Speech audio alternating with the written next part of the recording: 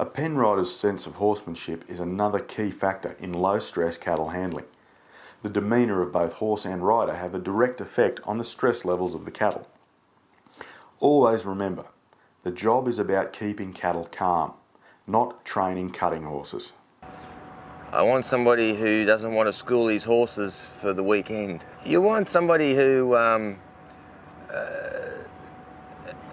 prides himself on being able to read cattle and keep them calm. It's not about racing around. That's where it all falls apart. It's not the right thing for the cattle, and you know, it's not really the right place to be schooling horses when you're trying to do a job. Whatever you're doing with a horse is to go steady. He's got to learn each step correctly. So don't rush. Cattle don't like being rushed, and nor do horses. Give yourself time to do things properly. Make every step a good one. Horses, every step they take, they're learning something. So if you let him rush, he's learning to rush. If you get him where he's calm, then he's learning to be calm. So go slow and steady. A lot of feed yards are used for horse training facilities, and I train horses. I've got a horse training facility here. I breed horses and I love horses, but there's a difference between performance animals in a feed yard and people turn up and just want to use a sick animal to train a cutting horse on. That's not very nice to me. And to me, there's just a perception that people think that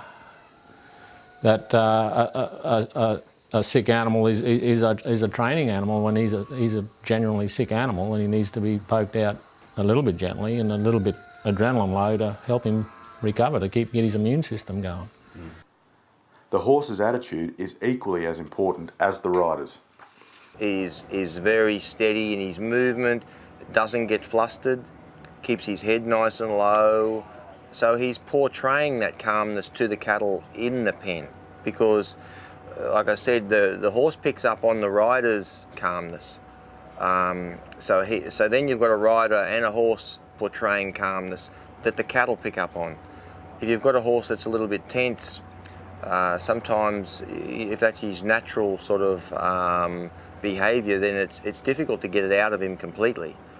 Whereas if you've got a horse that has a calm nature, then you're off on the right foot. It makes the job easy.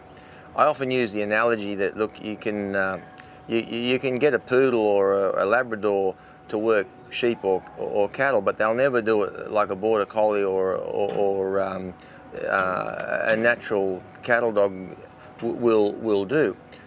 By the same token, we could probably get a border collie to lead a blind person, but he's never going to do it like the Labrador is going to do. So getting a horse that's naturally inclined to want to work cattle and stay calm, the job's half done.